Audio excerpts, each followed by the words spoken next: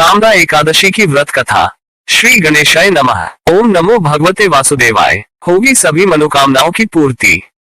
पौराणिक मान्यताओं के अनुसार चैत्र शुक्ल पक्ष की एकादशी को समस्त पापों का नाश करने वाली एवं सर्व मनोकामना सिद्ध करने वाली माना जाता है। इस एकादशी को कामदा एकादशी के नाम से जाना जाता है। इस तिथि पर भगवान विष्णु की उपासना करने व व्रत कथा सुनने मात्र से जातक की हर इच्छा पूर्ण होती है। कथा प्राचीन काल की बात है। एक नगर था भोगीपुर। इस नगर में पुंडरीक नामक राजा राज्य करता था। पुंडरीक के शासनकाल में ये राज्य सभी प्रकार के ऐश्वर्य व वैभव से संपन्न था। इस नगर में अनेक अप्सराएं, किन्नर और गंधर्व रहते थे। ललिता और ललित नाम के गंधर्व दंपत्ति भी उनमें से एक थे। इन दोनों पति पत्नी में आपस में इतना गहरा प्रेम था कि यदि दोनों क्षण भर के लिए अलग होते तो व्याकुल हो उठते।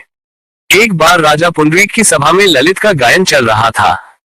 जब ललित सुर लगा रहा था तभी अचानक उसे अपनी प्रियतमा ललिता का स्मरण हुआ, जिससे वो व्याकुल हो उठा। इससे गायन के दौरान लय में त्रुटि हो गई। तभी कर्कट नाम के नाग ने ललित की मनोदशा भांप ली और राजा पुंडरीक को गायन में त्रुटि होने का कारण बताया।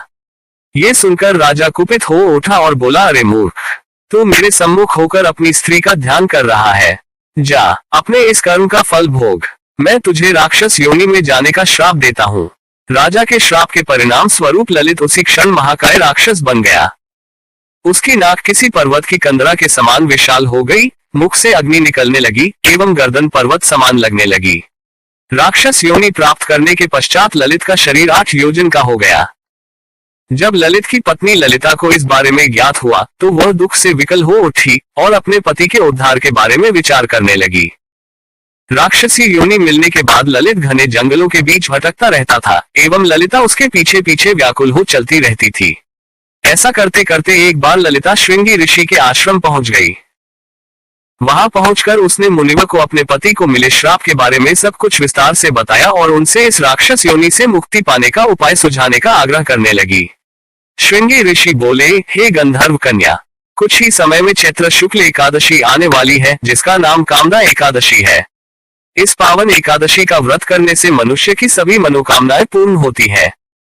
यदि तू अपने पति को राक्षस योनि से मुक्ति दिलाना चाहती है तो मेरा कथन ध्यान पूर्वक सुन। तू सच्ची आस्था और विधि विधान से कामदा एकादशी का व्रत कर और उसका संपूर्ण फल अपने पति को दे। इससे राजा के श्राप का प्रभाव नष्ट हो जाएगा और तेरा पति असुर योनि से मुक्त हो जाएगा।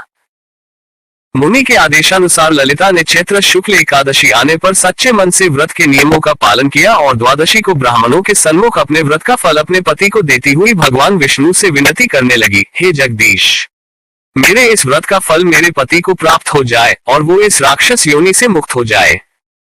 कामदा एकादशी का पुण्य फल पति को देते ही ललित राक्षस योनि के मुक्त होकर पुनः एक सुंदर गंधर्व बन गया और दोनों विमान में बैठकर स्वर्ग लोक चले गए।